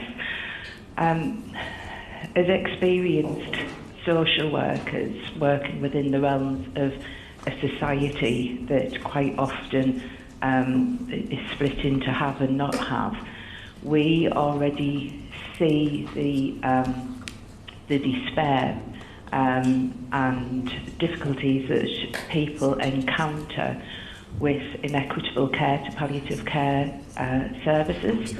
We know that that a lot of services are delivered by charities, as well as statutory agencies, the trusts, and we know that the funding around palliative and end-of-life care currently is a real issue and has been heading that way for some years. In our experience professionally, and what we would hate to see that's been happening in other countries where assisted dying is already in place, is that people feel that they don't have an option other than to apply for assisted dying because they don't know what else may be out there for them, and that is the role of a social worker when we work with our patients. We look at the bigger picture, not just what's happening clinically. Obviously, we depend hugely on our clinical colleagues and expertise, but our specialism, if you like, is to look at what else is out there for a patient and their family and friends as well, because there is a part of the patient's journey is the patient themselves. But we also know that palliative and end-of-life care is hit and miss in terms of what people can access. The Marie Curie report in 2024 showed that there are massive disparities in terms of better care for people at end of life or with a palliative condition. And it has a significant effect on people. What we say to people is we would help people to live as long as they can, as well as they can in palliative and end-of-life care situations. But that's really difficult when the resources aren't there to be able to do that, and things become a huge priority. Thank you. And I mean, what would a more sustainable model of funding for palliative care look like? Slightly going off topic. If we could have a brief answer, because that's slightly going off topic. Sorry. It would be something that was equitable for everybody, and right at this moment in time, it isn't. As I said at the beginning, some people get it and some people don't. And a sustainable model would be around fair access to everybody. Thank you. Tom Gordon. Thank you, Chair. Obviously, the bill in its current form looks quite heavily at medical professionals. We've already heard from lots of experts in that area. I think, obviously, one of the things that social care and palliative care often deal with are those really hard, difficult conversations. What lessons and advice do you think you might be able to give, and how might you be able to feed into an input in this process? Thank you. So we work very closely with clinicians and other health professionals, and we talk about a multidisciplinary approach, because a person isn't just a two-dimensional person. There's everything about their life needs the input of other people in these situations. In terms of a social worker, our expertise and strength, if you like, is being able to ask difficult questions, being able to really dig into people's thoughts and feelings and opinions, giving them an opportunity to sometimes say things that they've never said in a whole lifetime. Our other areas are around capacity, assessing capacity, and giving people the options of knowing that there isn't just one way of doing things. As an example, I work in a hospice setting and have done for the last 6 or 7 years. And I see daily how social workers contribute to the wider MD team in terms of safeguarding, in terms of capacity, in terms of applications for deprivation of liberties. But we also do that psychosocial aspect of palliative and end-of-life care. We sit and talk with patients, we advance care plan, we deal with some of the practical aspects of supporting to arrange funerals. For families where a parent or a primary caregiver is the person who is ill, we will work with external agencies, statutory agencies such as local authorities, to support where there may be children or vulnerable adults who are being cared for by the patient, to have provisions put in place for after the death of the person. And we also support with pre and post bereavement support of both with the patient and family, and with the family post bereavement. So we have quite an extensive skills catalogue to support patients and families. But I think one of the biggest aspects and skills that we have is that communication, and not being afraid to go where perhaps other professionals may feel uncomfortable going. Having conversations about people wishing to end their life, it's not actually a new thing. We have those conversations quite regularly. Sorry. Yeah, no, that's fine. Thank you very much. That's really, really helpful. And I'm just wondering, in terms of then, for people like yourself and organisations like yours, what do you see your role in the assisted dying process has been? And do you think it might be better if you were further involved?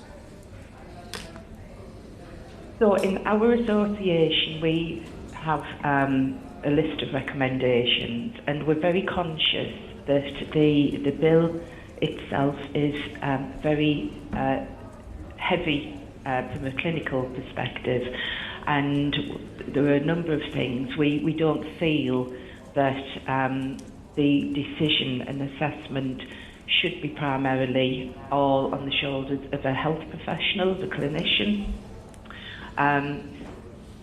Some clinicians are fantastic with assessing capacity and being aware of the safeguarding aspects of situations, but not all are. We feel that our expertise lays in that particular area, but also as part of, so when we look at the overview of the process set out in the bill, it is very, very clinical, and there isn't anywhere, just looking at the overview, where it talks about the clinician exploring the other aspects of a person's life. It is very much around the clinical aspect, quite rightly, because these are experienced clinicians.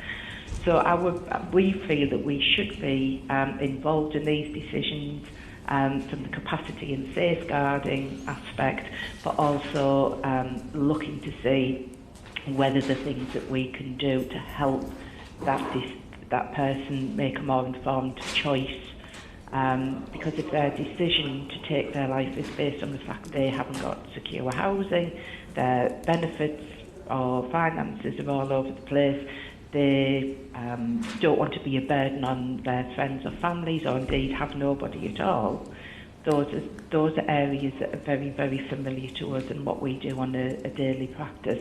Right. And therefore, we feel that we are well placed to be in that position of supporting the clinicians in the whole process. Yeah, no, thank you very much. I think that was a really comprehensive answer, and I think the sort of key point you touched on there is that multidisciplinary approach. So, I mean, fantastic. Thank you very much. Juliet Campbell. Thank you very much to both of you here today. During this whole discussion, for many, many months, there's been a lot of talk around palliative care and pain management, and which can lead patients to come to a decision or to consider assisted dying as an option. If a doctor, so my question is, if a doctor has suggested to a patient that assisted dying is an option, or a patient has said that they are considering assisted dying, do you think that they should be referred to another clinician, or do you think there should be an independent organisation that is a non-clinical setting where a patient can go to have further discussions before taking that route onto assisted dying? I think there's something... It's to the professor. Yeah, thank you. I think there's something really important about a big difference in the beginning with regard to palliative care and assisted dying, with regard to pain control, pain management. It's absolutely essential those two things are slightly separated, because it would be heartbreaking to think that someone would, that would be the primary reason that someone would want to assist in having their in dying because of pain management, because we should be able to control and support someone's symptoms and pain. The primary thing, I think, as you said, with regard to being referred to another organisation is around autonomy. And I absolutely agree with what was said earlier. You would want anyone that is considering assisted dying to be slightly separated out of their normal clinical pathway. So not part of mainstream care for someone in a hospital or in an organisation. So there's something really important about separating that out, both in the discussions around this decision making and any care involved in assisting them to die. So I think those two things do need to be separated. So rather than going straight to the route of I've made this request or this has been suggested to me, right, this is the path that we're going down, there's something that should happen in between. Well, you wouldn't really want any clinician to assess, sort of push this view on any patient. It has to come from the person themselves. And that's the key thing around capacity and autonomy. I don't think it should be something that people ever say to a patient or an individual, is this something you've considered? It has to be led by the patient. Thank you. Thank you. Thank you. So for Professor Ranger, please, just picking up on some of the points that Glyn Berry made in relation to the different circumstances that certain patients find themselves in.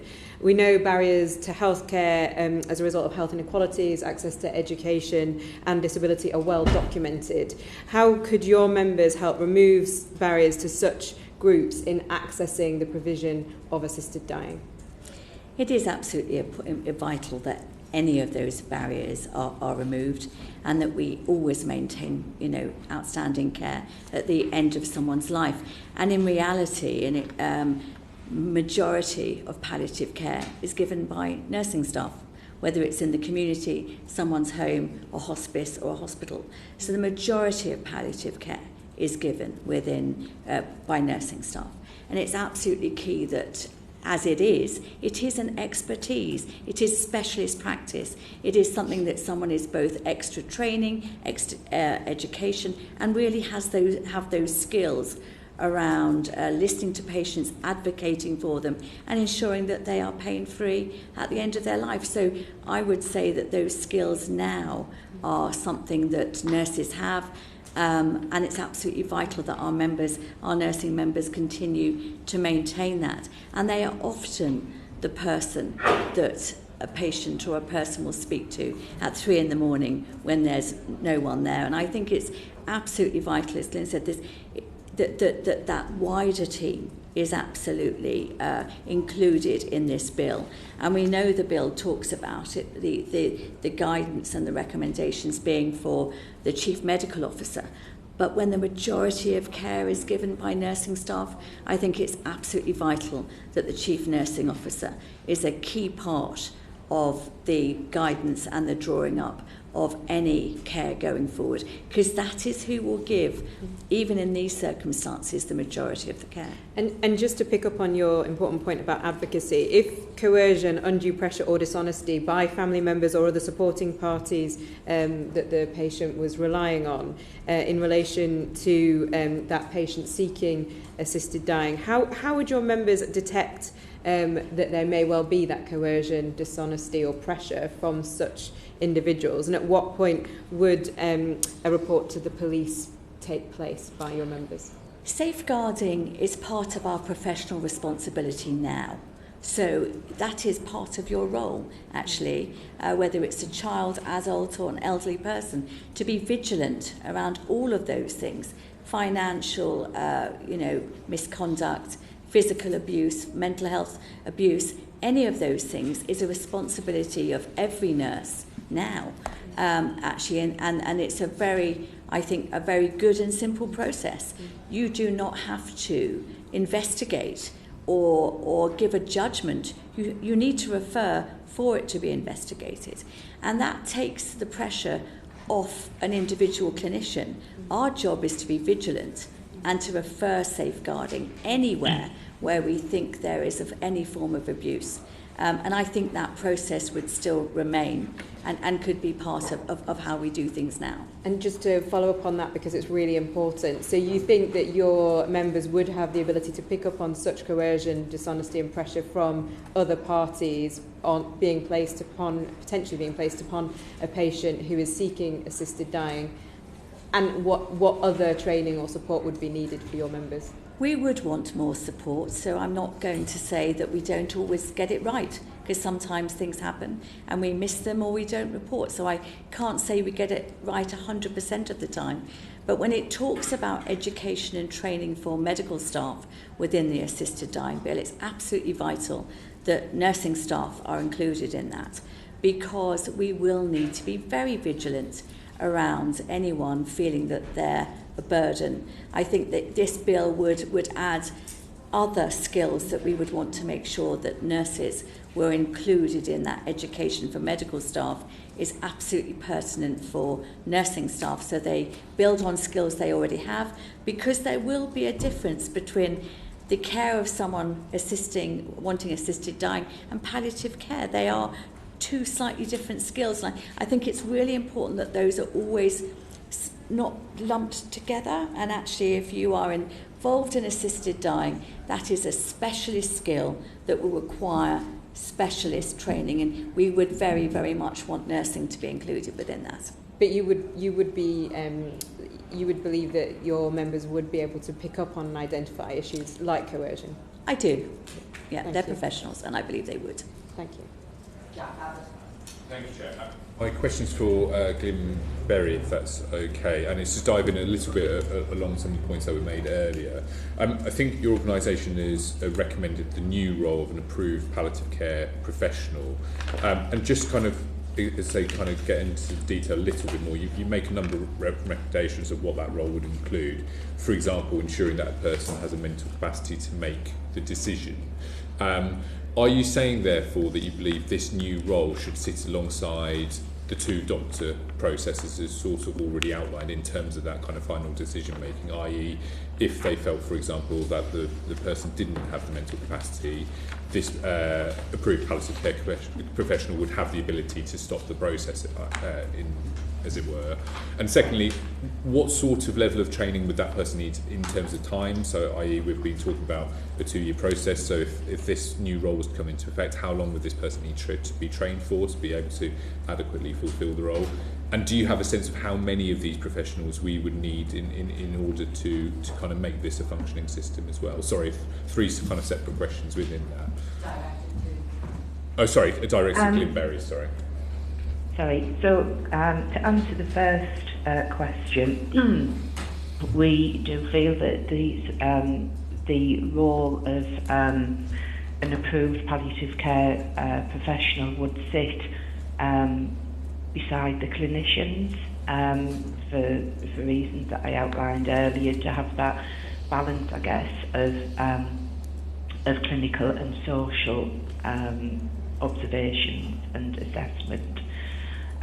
In terms of the training, as social workers, we already have the continuous training opportunities of becoming best interest assessors and practice educators, approved mental health practitioners.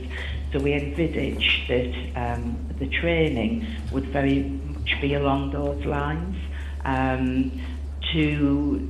To currently do the roles that I've just mentioned does require a course of training currently at university, and in terms of numbers, our thoughts are that at this moment in time it would be around palliative care social workers, whether they were in charities or trusts, local authorities or independent, because that is where things sit with us at the moment. We know our roles, but we like to think that would roll out in terms of other professionals, because in terms of assessing capacity, it isn't specifically the role of a social worker. Other professionals are able and do complete capacity assessments. In terms of numbers, that's quite difficult to answer at the moment, but if we were talking specifically around palliative care social workers, at this moment in time we have around 200 members in our association, but there will be other people out there that are maybe are not members and we don't know who they are, but it's a role that could expand. And one of the other things that we made in terms of a recommendation is that palliative and end-of-life care, which is an aside to your questions, is that palliative and end-of-life care is also brought into qualifying roles for people in training, such as doctors, nurses, allied health professionals, as well as social workers,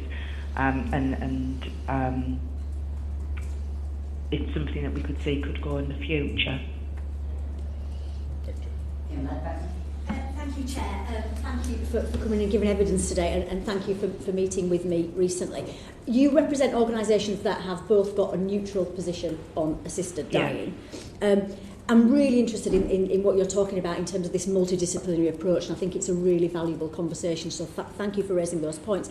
I want to ask a bit more about what this end-of-life conversation looks like in your experience, because you're absolutely right. From all the people that are spending time with patients in their last few months of life, it's often nurses, it's often palliative care social workers. So I think you've got a really important role to play.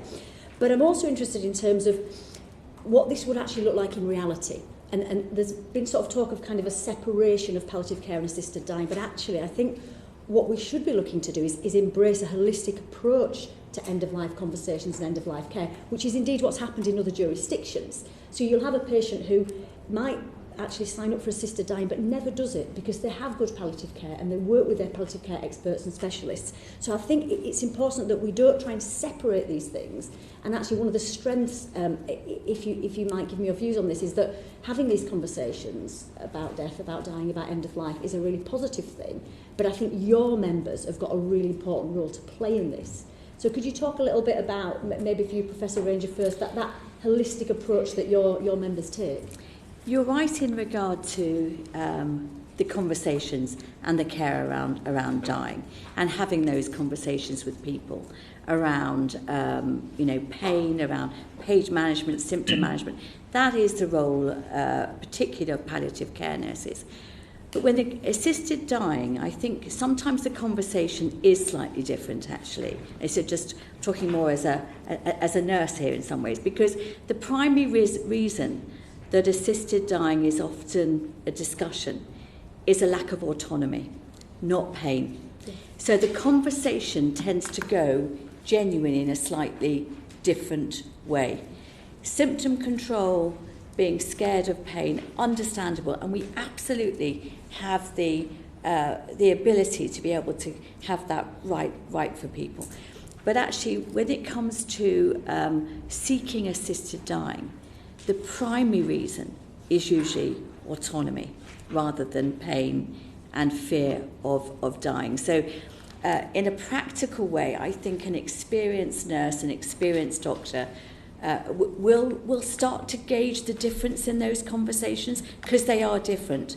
And I think it's being really clear around those conversations and really listening to what people have to say, and then having a way to be able to ensure that what an individual wants is something that you've got, that you listen to.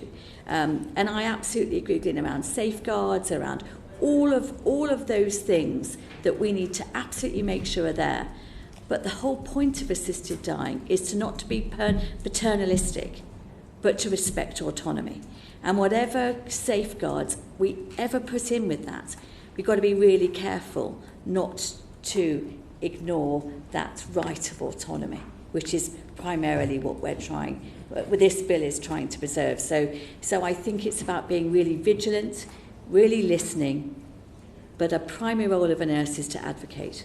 Not your personal view, but to really listen to somebody else and to ensure what they want is pursued. And I think in all of that discussion, it's really important that doesn't get lost. That's incredibly helpful, thank you. And you're absolutely right to bring it back to that patient autonomy, that patient choice, while putting all the safeguards in place so that we're very clear it is their genuine choice, and it is a choice based on what they really want to do. And it sounds as though you're saying that your professionals are trained to have those conversations, which is very reassuring. Yeah, brilliant, thank you. And Glyn, do you want to add anything? Just to say that Professor Ranger, I absolutely agree. My experience of working with palliative nurses and nurses in general is long, historically, and I have exceptionally positive experiences and continue to do so. And I think we learn from each other. And I think what's really important is that we can have those conversations with the person and ask questions that they might never have been asked before, such as, what is it that you want? And I think, again, Professor Ranger is absolutely right in terms of the autonomy and the person having control. It's because once that diagnosis is given, it can be a downward spiral for a person, and they feel that they lose control, and patients talk about this and families talk about that they have no control over what's happening. And to effect that is true in terms of what is happening from a disease, an illness trajectory, but actually it's so important to remind a person that they are still the person that they were before that diagnosis, and they will continue to be that person, and that they still have a voice. And I think both of our roles professionally and alongside other clinicians, that is what we seek to do all the time in our work, and that is why an MDT approach is so important. And ultimately, if we find that once you've asked all the appropriate questions and you've put potential safeguardings in place following conversations, a person may not choose at that particular point to end their life, as you'd mentioned, Kim, a few moments ago, and may actually continue to live to the end of their natural life. So, Dan, Joseph. Thank you, Chair.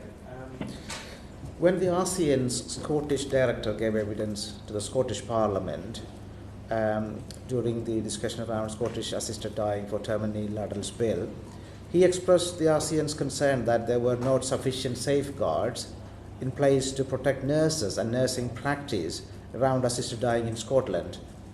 Are you satisfied that the bill we have before us in England and Wales address those concerns, or would you like to see amendments to ensure that the mental health and well-being of nurses involved in the process are protected should this bill become law? Yes, I think we would want to see more support and protection for nurses. Of course, in Scottish legislation or Scottish exploring of assisted dying, the second clinical decision maker is a nurse in Scotland. So it's a doctor and a nurse, whereas in England and Wales we're looking at obviously two medical qualified practitioners. So we absolutely do want to make sure that the skills and the support is there for nursing staff, and also as the ability, as I heard was saying with our medical colleagues, the ability to not be involved in assisted dying absolutely has to be supported. So it can't be an expectation of the role. It has to be something that you choose to proactively take part in as a conscious decision. It cannot be something that's ever just an expectation of a nurse, and we're absolutely adamant about that. And we do think that this bill cannot just support the needs of medical staff. Nursing absolutely has to be included within that, both in skills and also support. Well, thank you, Professor. I just wanted to test a little further on this notion of a separate organisation that you mentioned earlier, because I can understand a sort of separate discipline emerging, acquired by training, which obviously is what happens in palliative care at the moment. But we heard from previous witnesses that simplicity in terms of safeguards was key, and also in particular from the CMO that we had to avoid the last 6 months of someone's life being a bureaucratic kind of nightmare. And given that you, at the moment, within palliative care and palliative nursing generally, you're already dealing with patients who are electing to refuse treatment, to refuse food and water, or indeed to support patients following an advance directive. If you're supporting people in those circumstances as they move towards their death, do you think that it could be absorbed within the current functions rather than having a separate organisation? It's difficult. I mean, and if I'm honest, we haven't probably explored that enough as a college within our thinking. But I think there's something about what we know what we wouldn't want to see, whereas an expectation that it becomes part of a pathway. It's got to be something you actively seek and opt into. So how that is completely administered, I think, if I'm honest, I think will probably requires more thought. But what I wouldn't want to see is it becomes an expectation of a pathway, because then I think the pressure on the individual may change, and that's a safeguard that I think we need to guard against.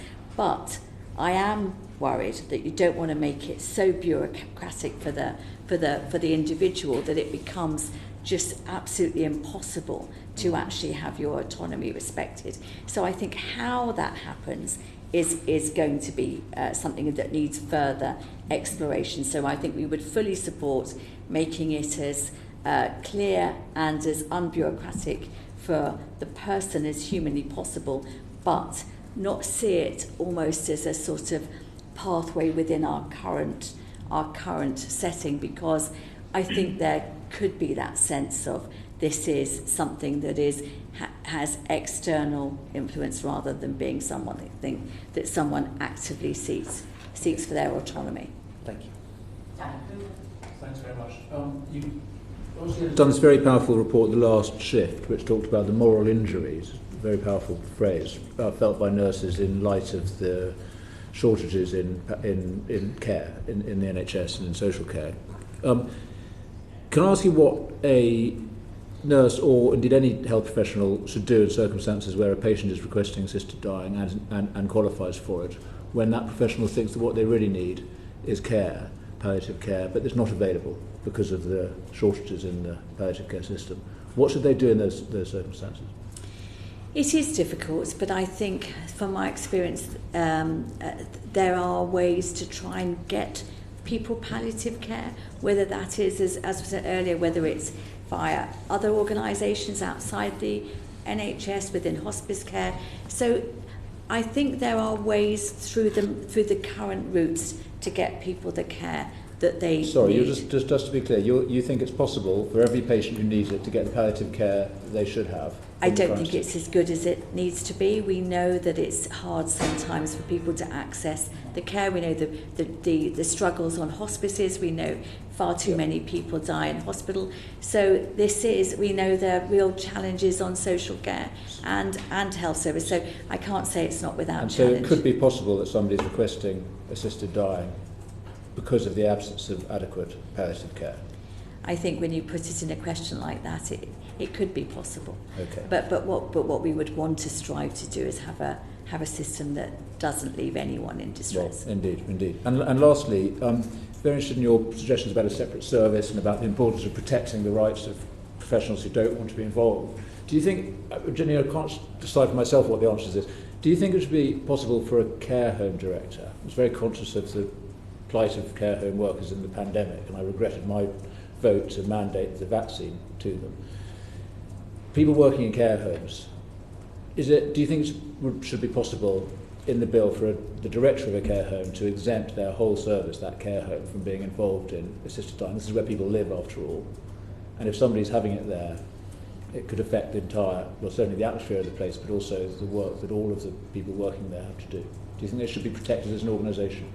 I think, particularly for nursing homes, I think that would be difficult, and I think that's something as to how and where people end their life probably needs further thought and further explanation. And I think there's something about being really clear. If you're the leader of that nursing home, we would have to explore your ability to be able to advocate as the care you want to be able to give in that nursing home. So I think all of these quite practical things need really further exploration. But it is difficult, because for someone that maybe wanted to end their life, if that's their home, they may want to be there. So I think it's all of these practical things that probably need further thought and exploration, because I think it could be argued either way. Okay, well, we've got about 40 seconds left, so I don't think we will get in another question, but I just wanted to ask Glyn, in the final 30 seconds there, is there anything you wanted to add to any of the points you've heard? I don't think so. I think that was a really good question, the last question around care homes, and I'm just already thinking about implications for registrations of the CQC and what that would mean in terms of the process and the protection of staff and residents and families. I think that's a really helpful question to think about. Thank you. Order, order. That brings us to the end of this allocated time for the committee to ask any questions. I want to thank our witnesses on behalf of the committee. Glyn Berry there, co-chair of the Association of Palliative Care Social Workers, who was on Zoom, and Professor Nicola Ranger, Chief Executive and General Secretary of the Royal College of Nursing. Thank you all very much indeed.